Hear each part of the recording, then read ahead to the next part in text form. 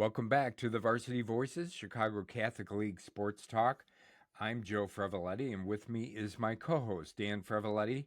We are diving into week 2 of the Chicago Catholic League football season.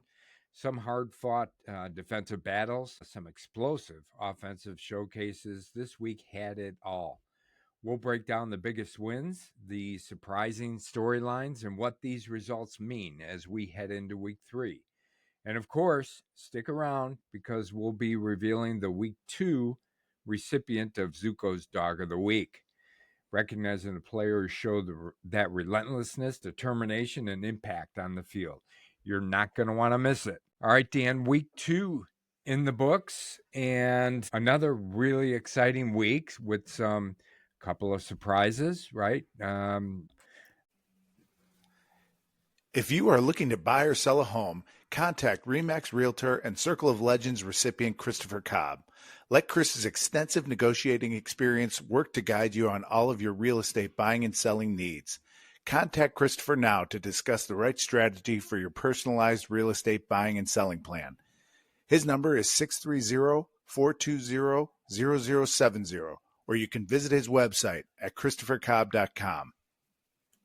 I think that's going to be the status quo from here on out through the rest of the season, right? We're going to be surprised every week by something. Yeah, now the non-conference season's over, so we get into the meat of the Chicago Catholic League schedule. We start to see that term that we coined last year, Catholic League. We start to see that show up, as well as backs against the wall. Yeah, so it's there. Yeah, that's what I was thinking today, Dan. As I was going through some of this, I thought Dan's going to say back against the wall for this team. Yeah. And, to be honest, there are a couple who I think their backs are against the wall. Yeah. Looking at some of the schedules, that they have coming up combined with their current record. Yeah. Yeah, they got to get busy. You hate to say that after only 2 games, but well, it's what the people complaining at the end of the year about the Catholic League moving so far in the playoffs won't talk about how difficult it is to get in from this league. So yeah, that's true. So let's get into some of the games here, or all of the games actually, I think, and we'll give a quick recap and let people know what happened. What do you think? Sounds good. All right, so let's start. We're going to go or try and go division by division, and we'll start with the first game here, and this was Mount Carmel and St. Rita. I watched this game, Dan, and I did not watch the game Mount Carmel and Moeller last week, but I know that was an outstanding game just from what I read about it. And one of the things I noticed in watching Mount Carmel is that they live up to that billing. I don't know where they're nationally ranked right now, but they have got a ton of talent up and down that roster on both sides of the ball. Yeah, they're unbelievable, is right. And after watching them, I can't imagine who might give them a game this year, but we'll see. That's why they play the games, right? But this one, they won over St. Rita, and St. Rita was my dark horse pick to go undefeated. And I thought they might have a little bit better showing here. I mean, they did put up a fight, I think. They lost one of their key players in Walter Jones. He got injured during the game, so they were down him as a receiver or a weapon on offense. So that didn't help, obviously. But Mount Carmel just really rolled to a 35-14 win over St. Rita.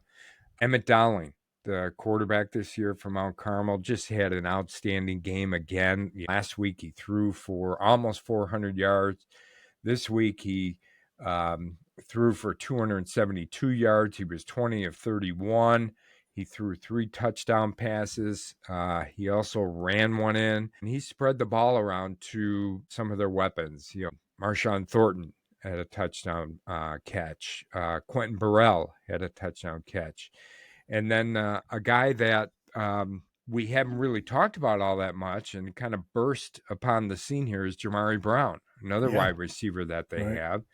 And he had 118 receiving yards and a touchdown as well. So the weapons are just there up and down that roster, and they just showed why they're one of the best teams in the country and probably the best team in the state of Illinois, in my opinion. This was a real test for St. Rita. I think they were looking at it that way, but they just did not have enough to hang on with Mount Carmel. So nothing against St. Rita. I think they're still going to have a really good year. They've got that kind of talent, but Mount Carmel is just too much for probably every team in the Chicago Catholic League. Yeah, hopefully Walter Jones isn't out for very long. I hope not. Hopefully, I hope it wasn't too serious. It's funny, kind of a theme. Saw some serious injuries. At least that took a lot of time on the field. Right. So hope everyone's okay. With that. So, Joe, one team as we move on. Is that okay? Yeah, let's go. One team that might be able to stack up a little bit talent wise kind of showed it this weekend too. And Brother Rice over Marist, 35-0. That was a surprise score. That is a surprise score. Yeah. And they controlled the ball. I did have this game on, was watching it. It felt like the entire game was played on Marist's half of the field. Whether they were on offense or defense, just felt like they could never really get anything going. They have the big offensive line. They were up against a great defensive line. Right. King Liggins was right there, and he's just a force to be reckoned with. And they've got great talent up and down as well. Cam McGee on that defensive line, 2-way player. But it was just too much Brother Rice for this show. And Jovan and Jalen Green, brothers, each had one touchdown. CJ Gray had one rushing, 2 passing. Okay. The interesting fact about this game, Joe, I read in an article that Brother Rice, it is their first win in this Battle of Pulaski since 2012. Really? Yes. I would not have thought that, considering the talent, that's come to Brother Rice. Yeah, and I don't know if it's been played every year. Mm-hmm. I honestly don't, but yeah, I thought that stat was interesting. But Brother Rice really showed itself. So looking ahead to that Brother Rice Mount Carmel matchup, that could be one where at least talent wise, there's at least the pedigrees that somewhat kind of at least stand up a little bit to Mount Carmel on Brother Rice's roster. Yeah. Okay. Well, one of the things about this, Dan, is I'm wondering how good do you think Brother Rice is this year? They dominated this game. They just kind of owned it from the snap. They were pretty methodical. It wasn't like they had 35 in the first quarter. They kind of built the lead, but just continued to. And it was really good on both sides of the ball. Mm-hmm. That was so impressive about it. It was a domination on both sides. Now, I think if Marist had to work on anything big picture wise, it would be a better passing game, but we don't know. That could have been Brother Rice's doing as well. So they do look really, really good. ALS, also known as Lou Gehrig's disease, is a devastating illness that weakens the muscles we use to move, swallow, and breathe. Over time, it becomes fatal. On average, people live just 2 to 5 years after diagnosis. There's no cure yet, but thanks to research and clinical trials at the Les Turner ALS Center at Northwestern Medicine, we're getting closer every day. This fight is personal for me and Dan. Our brother-in-law passed away from ALS a couple of years ago. That's why I want to invite you to join the ALS Walk for Life on Saturday, September 20th at Soldier Field, hosted by Chicago's Les Turner ALS Foundation. Funds raised support their mission to provide comprehensive care for people living with ALS, their families, and to advance life-changing research. Come be part of the movement. There'll be food trucks, live entertainment, and fun for the whole family. Together, we can honor loved ones, support those battling ALS today, and bring hope for a cure tomorrow. Learn more or register now at alswalkforlife.org. All right, good. Well, it's going to be interesting as we head into the Chicago Catholic League schedule to see what happens with some of these teams going forward. Some of them that have looked really good and some maybe not so good, right? So we'll see.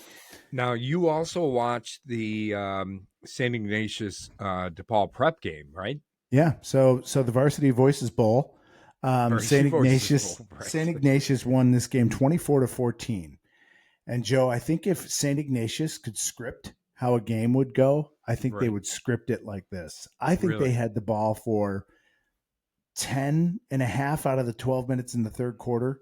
I Mhm. mean, it was unbelievable. They played their game to a T, with number 22 Robbie Connor. Great game. He's an outstanding back, and he comes out of that fullback position, not really built like your traditional fullback, but Right. he's got the ability to take that inside handoff and break it out to the outside if he sees an opportunity there and teams kind of sell out to stop that fullback dive.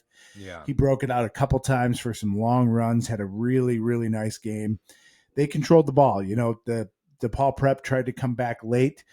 St. Ignatius, Connor Wanzung, their defense, he leads their defense, and they were really good. They gave DePaul Prep fits. And Yeah. when you don't have the ball that often, you feel like it's like a baseball player that feels like he's got to hit a home run, to win the game, Right. because they just didn't know if they're going to get another opportunity. So that's kind of how this game felt, Joe. But St. Ignatius gets a really, really good first win in this series. I hope it's played, again and continuously. I hope they stick to it. But St. Ignatius comes out on top, 24-14. Okay. Now, is this I was thinking about this today, Dan. Is this one of the teams, and I'm not talking about Ignatius, I'm talking about DePaul Prep, who you think are getting to this point already where their backs are against the wall, especially considering, what they did last year? Yeah, I mean, they lost some games last year, and it wasn't like they were a dominant team that kind of marched to the state championship. I'm Right. just as we're excuse me, as we're talking here, I'm looking up their schedule, Yeah. because I think it's tough. If I remember I do right, I think too. we've talked about this a few times, that it's going to be a challenge. Yeah, they have Marian Catholic, who's a little down, St. Pat's, a little down, but then they've got Loyola, St. Viator, Carmel, Francis, and Bennett. So they are definitely, if you were creating a line, which we don't do in high Right. school, but you think they would be, I don't know, maybe the underdogs in three of those games, with Loyola, Carmel, and St. Francis. But Right. they were the underdog last year in a couple games and They came out and were. won. So they Yes. certainly their backs are against the wall, but not smashed up against it. Right, that's good. So we've got to come up with an acronym for that. There's backs Back against the smashed wall against and the backs wall. smashed against the wall too. Yes, Yeah. right. And one sounds worse than the other, obviously. Doesn't it? Yeah. Yes, it does. All Yeah, right. they're So like back with their hands are like pushing whatever's yeah, pushing kind of against kind of them. holding. Yeah. Yeah, I yeah, gotcha. Yeah. yes. Okay. Versus like this, where it's like they're completely smashed against the wall. Smashed against the wall and trying to turn your head sideways. Right. Yeah. Okay. Mm. I get it. Yeah. All right, so that's the blue division. Let's move Yeah, on Loyola to was off. Yep. So just yeah, the kind of a bummer again, but hey, it is what it is. yeah, it is. All right, we will go on to green division and IC against Woodstock North, and um, what I liked about this game and reading about it, I didn't get a chance to see a ton of it, but um, I really feel like IC is humming right now, right? Yeah. I mean, they beat Woodstock North 40-13, so they start off strong.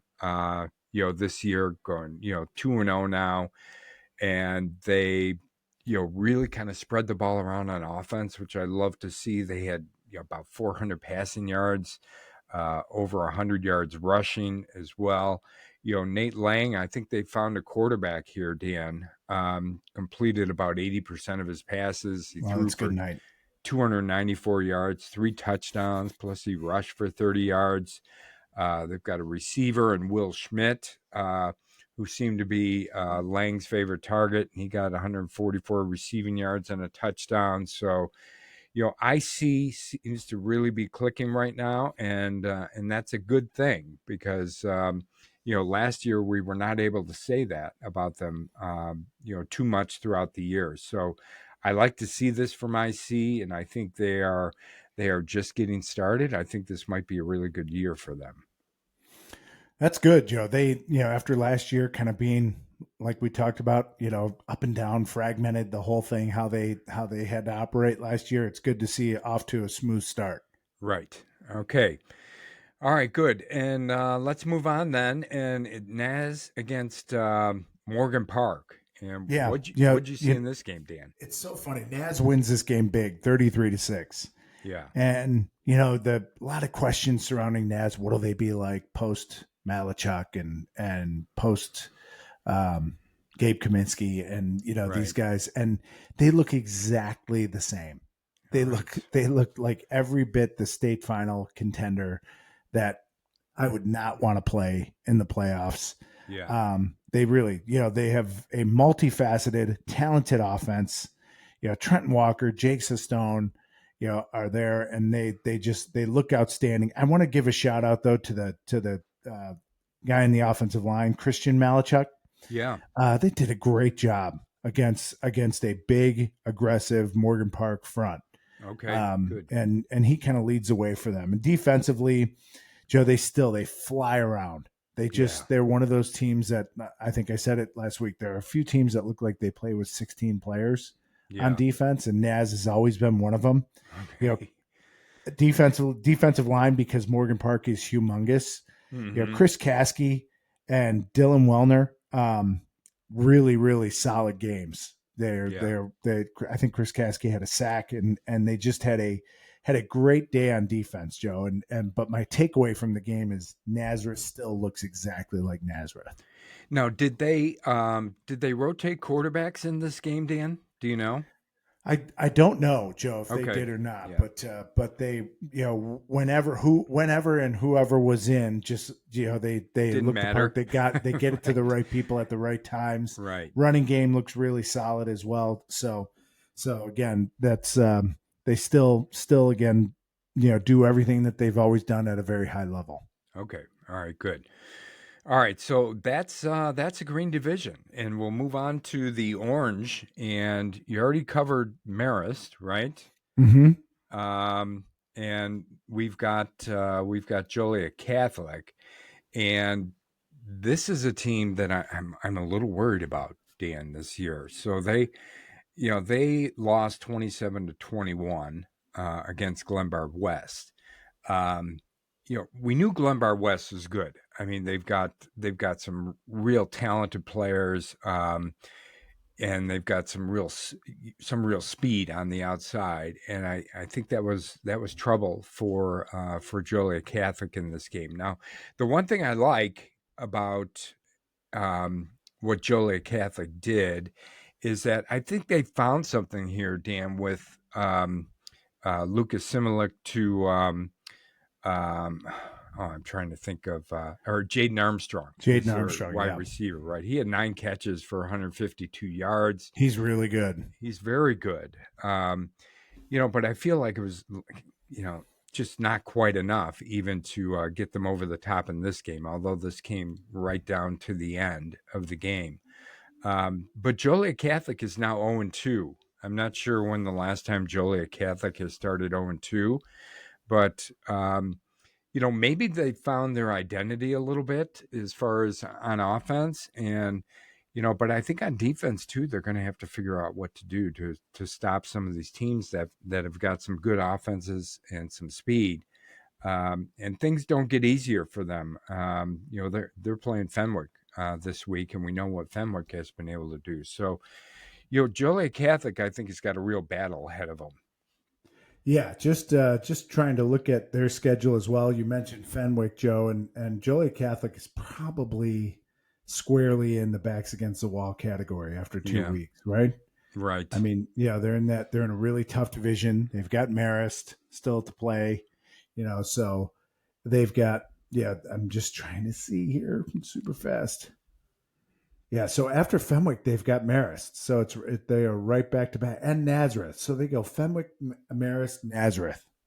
Ah, That's a tall jeez. order. Yeah, That is a that's a tall tall order. order. And then they have Notre Dame, that 2-0 Notre Dame. So, Right. so it who's just seems to get better and better.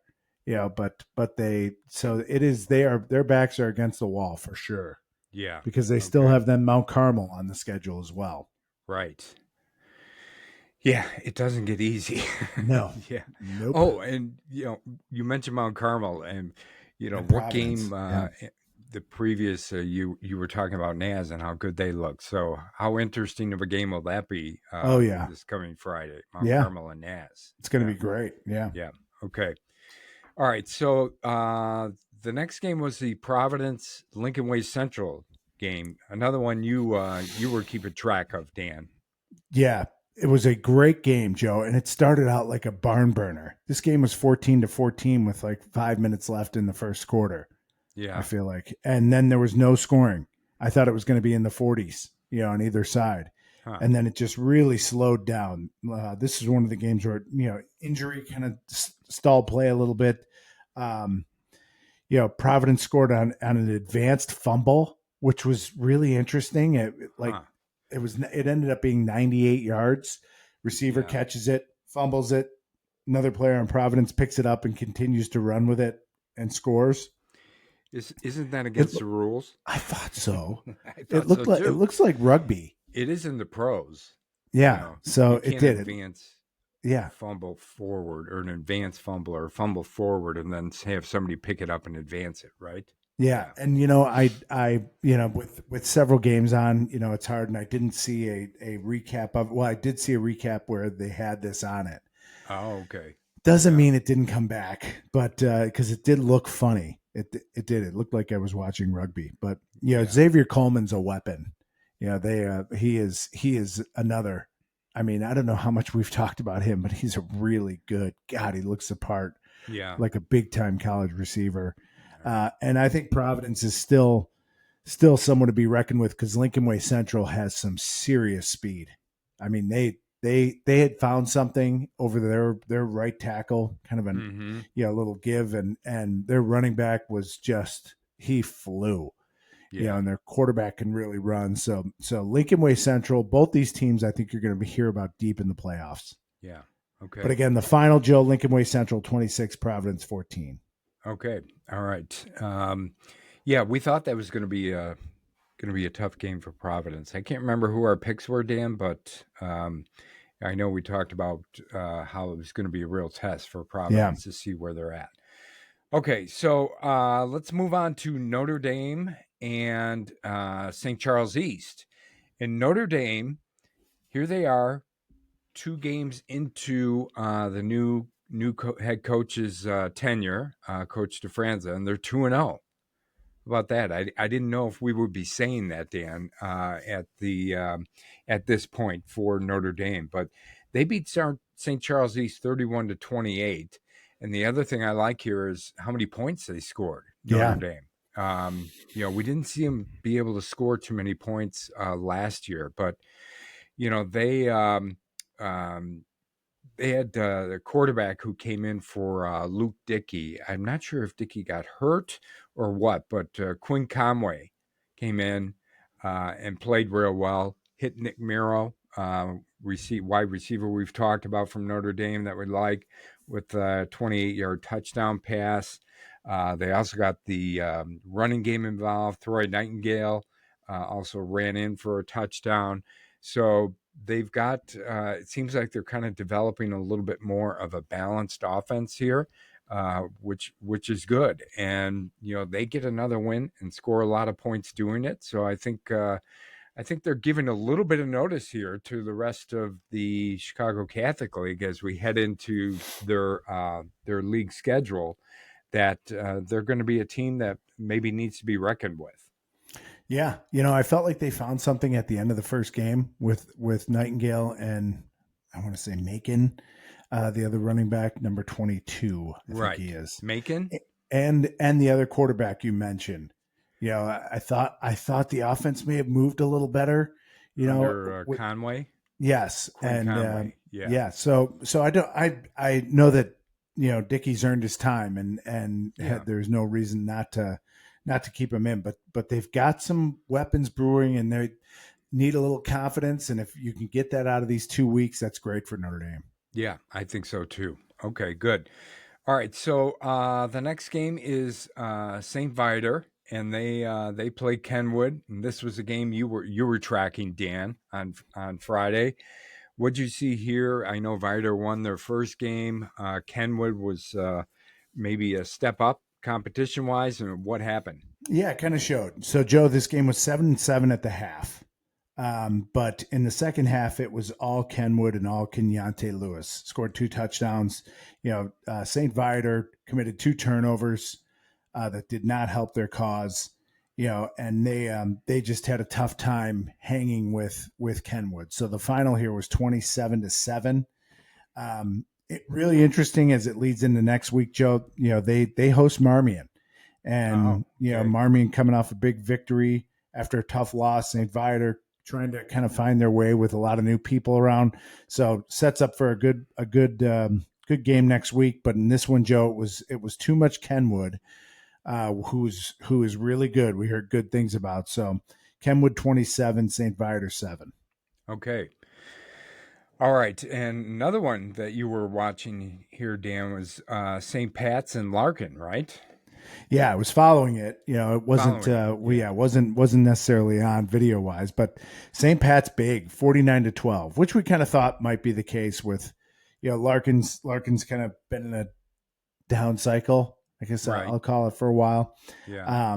But I did see some highlights. Gavin Gardner, a quarterback. They got a nice big tall quarterback that stands tall and throws the ball really nice in the pocket. So their offense looked really good, and they have an opportunity. They aren't exactly just kind of pounding it behind the big offensive line. The offensive line big as ever from the Yeah. highlights I saw, Okay. Yeah. but they certainly have some players on that team. Like I said, I really like their quarterback, Gavin Gardner, and be interesting because they host Leo next week. So Yeah. that'll be a nice test for both those teams and interesting to follow. But Joe, again, the score is St. Pat's 49, Larkin 12. Okay. All right. Next game here is Bennett, and they played Glenbard North, and Bennett falls to Glenbard North in this game, and really it kind of turned out to be a little bit dominating by Glenbard North by the time the game was over. But Bennett came out strong. Joe Salvino, their running back, broke free on a 75-yard touchdown run, which gave Bennett the lead right away, 7-0. But from there on out, it was all Glenbard North. I think Bennett's defense did not have any answers for the Gatsis brothers from Glenbard North, who I saw a little bit of this film. They are two really good players. Are they the And they're wide receivers? wide receiver and a running back too. Okay. All Yeah. right. Yeah. Yeah. And they and one also had a punt return for a touchdown. So those are two kids you gotta watch out for: Donato Gatsis and Angelo Gatsis. Two good names, right? Right. He should be in Yeah. the Catholic League for sure. Right. Um, but Bennett couldn't muster much after the touchdown run by Salvino on offense, and they had trouble stopping Glenbard North on defense, and that's a recipe for a loss. Yes, it is. Isn't it? And unfortunately, after Bennett getting a nice win in the first game against Hillcrest, um, was unable to kind of capitalize on that or build some momentum. So I'm not sure if Bennett's going to be looking for some answers, after this game, and Right. maybe they or not. It's kind of hard to tell. But I will be interested to see what they do going into the next game and starting the league schedule. If they make some tweaks or some changes, on both sides of the ball. Yeah, and they would be in the category of backs against the wall. Yeah. And just looking at their schedule, I know they've got Mount Carmel and Nazareth looming, Right. as well as so again, not smashed up against the wall, but just, Right. you're just kind of backing up and you feel the wall, right? Yeah, So right. that's Bennett can be in that category as well. So I think they host, I think, De La Salle this week. So Right. who has struggled. So we'll see what that does for Bennett and before they get into division play. Right. Yeah, so that game's at Bennett, you said, right? I think so. Yeah, I think so too. Okay. All right. So another game in the red division here was Marmion versus North Lawndale. Marmion really had kind of a dominant performance here. I think we expected this, Dan, from Yeah. Marmion. They won 55-0 over North Lawndale.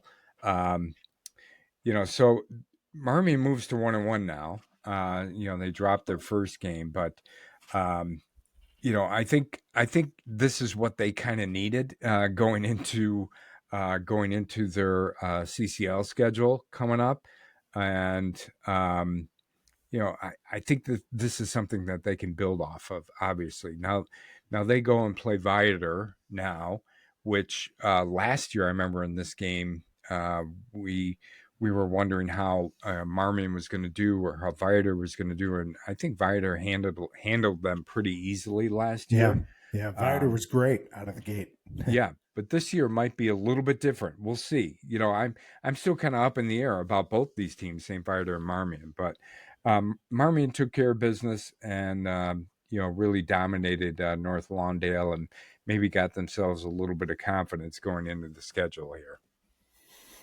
Yeah, it will be. That'll be a fun game to watch. It's kind of a good measuring stick for both teams. Right. All right. So the next game, this was De La Salle and Plainfield East, Dan. Yeah, did a little digging on this, Joe. Plainfield East 55, De La Salle nothing. So a struggle for De La Salle still.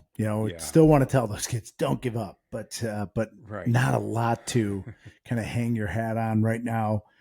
Just kind of trying to get through it. Again, they play at Bennett next week, so another challenge for De La Salle. You just don't want to see it start to go sideways for them from a numbers standpoint. Right. If so hopefully they can hang on. They're probably playing a ton of young guys.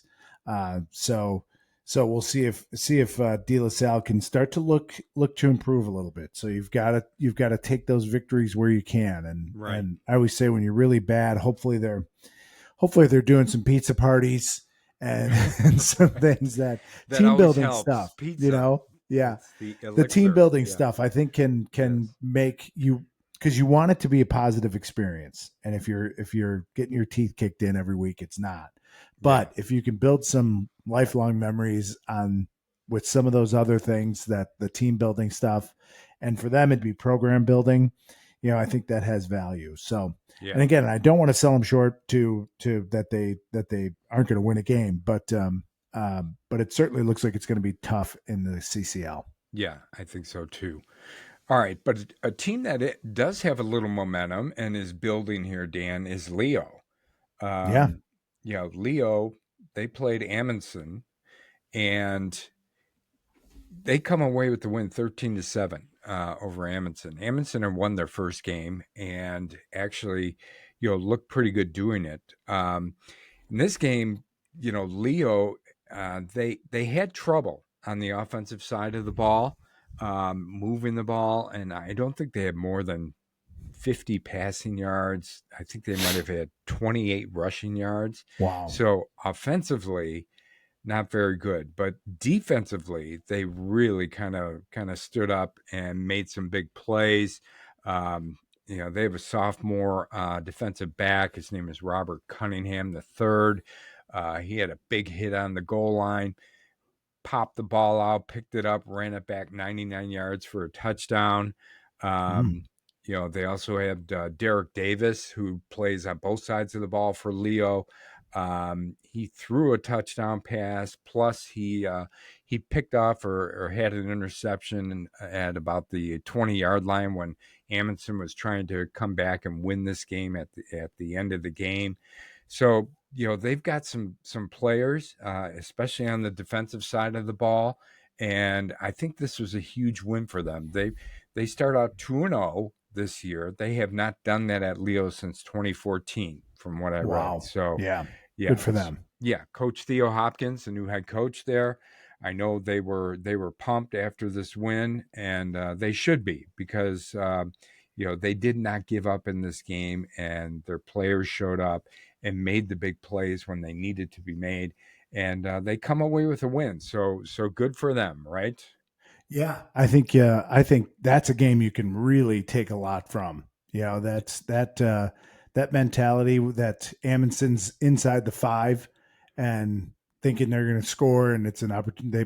They might lose the game. Well, they make 2 big defensive stops, Right. late in the game, and come away with the victory. That is something that can really help build your team, and it's something to kind of hang your hat on as you go forward, and and talk to your lower levels about that. It's well, they don't have much in the way of lower levels, but they're all young, but it's definitely something they can build on. Yeah, for sure. All right, so the next game here, Dan, was St. Lawrence, and let me make sure I got the right team. That was Evanston, right? Oh, St. Lawrence against Evanston. Yeah. Yes. Yeah, and Yeah. I think this was one you were watching, right? It is one I had on. So yeah, and All St. Lawrence dominated. I didn't write the score down. I think it was like 37 to 21, maybe the final. Okay. But Yeah. St. Lawrence looked really good. Now they got out to a big lead, and maybe the second half, I'm guessing the coach was probably not happy. Coach Swanson's probably not happy with how they played late in the game or in the fourth quarter. They kind of gave up some points. It was a little sloppy, but they got several turnovers. And Corey Less is just a monster. Mm-hmm. I mean, he is really, really a player, and he, just really difficult to bring down. They played 2 quarterbacks, Joe. One, McDermott, who played last year when the starter was injured, and I want to make sure I get this name right for them. Noah Taylor. Was played, and so he may have gotten the bulk of the time, but 37 to 21 was the final, and it was the 3 fumble recoveries that really kind of helped set them up for the victory. Like I said, they were in control most of the game. Got a little sloppy in the second half, but they looked really good. Yeah. All right. Good.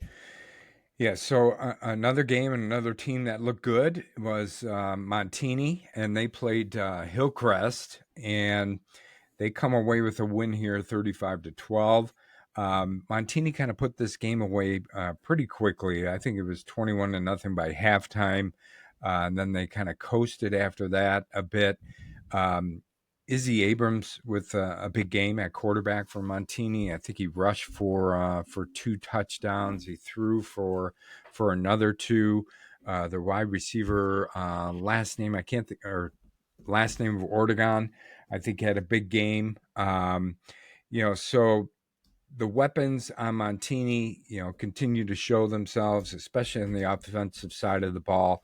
But their defense as well kind of stepped up. Santino Tenuta had a big game at linebacker. I think he had another Santino. God, I love it. 14 tackles, and Laddie Assay, the defensive back, who I don't remember from last year. I'm not sure if he's younger or just a new player on the team this year, but he's had 2 really good games in a row on the defense. I think he had 10 tackles, 3 tackles for loss, and interception. So, Montini last year was known mostly for its defense, and I know they graduated a lot of those players, but it seems like they've got a couple, who have come back this year, as well as some new players that we haven't talked about that are stepping up on the defense too. So if that's what's happening at Montini, they're going to be tough, throughout the season with whoever they play. But they come away with a nice win here over Hillcrest, 35-12. Yeah, the white division, Joe, is setting up to be one that's going to be really fun good. to watch with a ton of star power. Yes, really good. That I know you like that. You're a big fan of star power. You're gonna have stars. you're gonna have your hands full watching the white division. Yes. All right.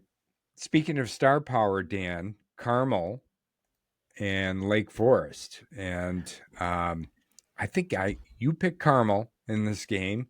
I think I picked Lake Forest, or I should say, I know I did. Yeah, a problem for me. But you had a chance to watch a little bit of this game, and you said Carmel's talent really showed themselves, didn't they? Yeah, I mean, and you want stars. You want to talk about star power. Trey Taylor was fantastic. Yeah. He threw for 264 yards and 4 touchdowns. He also ran for a pair of touchdowns, so he was outstanding. I was scribbling some notes as I was watching this game. They had a sack by number 44, Joe. That was a big play early in the game. And Joe, overall, their defense was just swarming. I mean, they looked like one of these defenses. I think we started talking about this last year. That was relentless. I mean, I talk about that with Zuko's Dog of the Week. They looked like that. And I mean, did not give Lake Forest room to breathe. Like they were at the quarterback or running back as the ball was being snapped. So really, really nice performance by Carmel, dominating and kind of reversing that loss from last year that I know stuck in their craw. This is what we learned. We learned this over the summer when we talked to Coach McKee that this is a rivalry game, players and coaches. So they certainly dominated and have the bragging rights in the North Shore for the next year. Yeah. Okay. Well, good. All right. The last game we have, Dan, was Fenwick versus Oak Park River Forest, another rivalry game, and Fenwick coming off a big win in week 1 over DePaul Prep. They were looking to continue that into week 2. And they did. They beat Oak Park River Forest 35-0, shutting them out in a pretty dominant performance on defense for Fenwick. They started out a little slow on offense, but I think it might have been. I think it was like 14-0 at halftime. But the second half, it looked like they kind of figured things out on offense, and they pretty much dominated from there on out on both sides of the ball. The Thies brothers, Tommy and Jake, they both had really good games on both sides, on offense and on defense. I think Tommy had a interception returned for a touchdown, and Jake scored a touchdown on offense, as well as had a fumble recovery on defense. So the Thies brothers, as well as Jamin Williams, and there's some other really good players there too at Fenwick. But they seem to be in mid-season form right now in their first 2 games. So they I think they take on Joliet Catholic this week. So we'll see. As far as where they're at from that standpoint, but they look to be like a team to be reckoned with. Yeah, they are really good. Like I said, they've been impressive in all phases of the game. So I'm excited to see how they look in one of these traditional rivalries with Joliet Catholic. Yeah, I am too. And we've talked about some really good performances. Joe, I've got 2 more games. Oh, that's right. All right. Which so games do you have? One good, one bad. So right. St. Francis beat Mount Zion Prep Academy on Saturday. Oh, okay. And so 47-25. Not a ton of information out there on this, but a great win for St. Francis to move to 2-0, and in something that was a bit of a surprise to me, Morton, the Potters. Right. I think they may go by something else, maybe the Hogs, but they're the Morton Potters, 38-7 over Marion Catholic. Really? So a bit of a surprise there. Morton is pretty good. but Marion's struggling offensively. This game was 38-0, before Marion called or Marion scored. So tough start for Marion Catholic, and they've got an interesting game at DePaul Prep next week. So Okay. Good, another good one to follow. But I wanted to make sure we got those two in. Yeah, for sure. I didn't realize we didn't cover those, but I'm glad you caught that. Yeah. Yeah. Hey, it wouldn't be Varsity Voices if we didn't. If we're missing something, yes. It's usually me who misses something, not you, Dan. No, that's not true. But yeah. All right, but we did talk about some really good performances this week, both on the offensive side of the ball and the defensive side of the ball. And everyone knows how much we love the defensive side of the ball. And someone else on our team also does.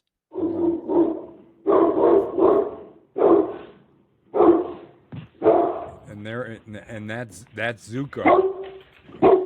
And it's that time. It's that time. It's time to announce our Zuko's Dog of the Week winner or recipient for week 2. Dan, we looked at a couple of really good performances. Who kind of stood out to you from the standpoint of on defense as well as exhibiting the traits of Zuko?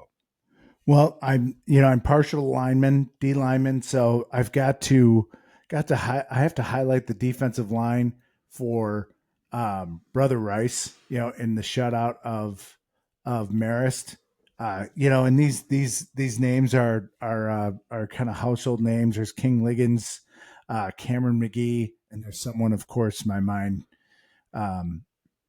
escapes me right now. There's a third too, another big Division I recruit. God bless America. I'll make sure I get that corrected at some point. But their defensive line was awesome. Just controlled that big offensive line of Marist. They do a really good job. So want to highlight that whole D line from Brother Rice, as well as the defense from Carmel, Joe. I did get Christian Chaddock is the name of the person that had the sack when I was watching. He's a defensive end, and like I said, they kind of dominated from start to finish, and so wanted to make sure that we highlighted those players. And let's see if there was anyone else that I had some notes on. I think you had a couple, Joe, that you wanted to highlight as well. Well, there were 2 players that I mentioned from Montini on defense, right? And Yes. that was Santino Tenuta, 14 tackles, 1 for loss. Also, Laddie Assay from Montini, 10 tackles, 3 tackles for loss, and an interception.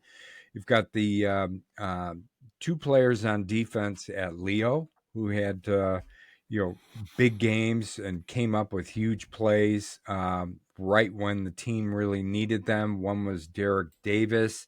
The other I mentioned was it Robert Cunningham, the third? The third, yes. Yes. He's the one who picked up the fumble and ran it back 99 yards for the winning touchdown for them. So another 2 players or 4 players there on defense that really had some good games this week.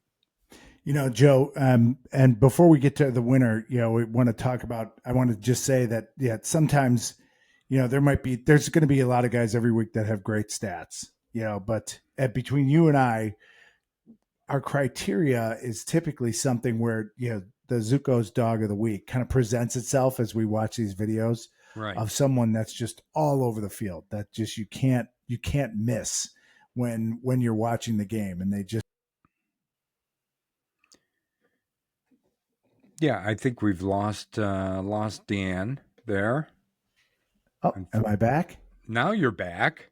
All right, let me see if I can't. Was that Zuko? It's Zuko. Yes, he was chiming in, or he was laying there chewing on your cable. Right, I think so. So yeah, he chewed the camera. The camera came off. See if I can even get to it again. If I got. Well, I see you just fine. All right. Well, you're on a different camera, right? Yeah. Okay. So the idea behind Zuko's Dog of the Week is that it just kind of jumps out at you when you're watching it, and it's like you're like, whoa. And Joe, you said that about this player this week in a game you watched, and I thought I saw it in game week 1 too. You did. I remember you mentioning it. Yeah. Mount Carmel inside linebacker Roman Igwe. He's a big time athlete, big time prospect. He is an absolute all over the field menace in every game they play in. And if you don't account for him, he is going to give you big problems throughout the game. So he's going to make you pay for it. He really is, and in a team full of studs on both sides of the ball, he is a guy that really, without being a quarterback or receiver, but being on the defensive side of the ball, that jumps out similar to the quarterbacks and wide receivers because of just how he plays. So he definitely earns this week's Zuko's Dog of the Week. So congratulations. Congratulations to Roman. He had a great game, and for sure, Dan, when you say jumps off the film, Roman jumps off the film when you watch it. So Congratulations, Roman. Studio audience, thank you. They're so quiet before this point. All right. Well, that wraps up our Week 2 Chicago Catholic League recap. Another weekend of great football, and the competition is already heating up as teams start to separate themselves. Congratulations again to our Zuko's Dog of the Week winner, Roman Igwe, a true difference maker in the Chicago Catholic League. Thank you for tuning into the Varsity Voices. Don't forget to subscribe, leave a review, and share the show with your fellow high school football fans. We'll be back soon with our Week 3 Prognosticus Predictions episode. Until then, I'm Joe Frevaletti here with my co-host Dan Frevaletti, and we will talk with you soon.